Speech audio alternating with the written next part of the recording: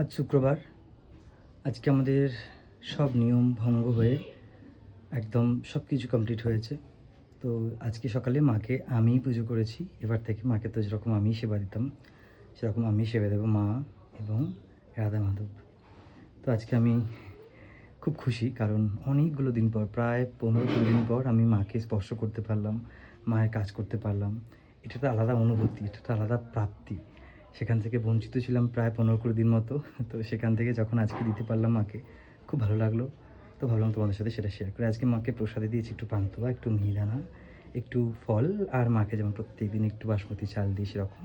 আর সঙ্গে রাধা মাধবকেও তাই, আজকে ওনাদের জন্য আছে একটু ফল আর একটু মিষ্টি।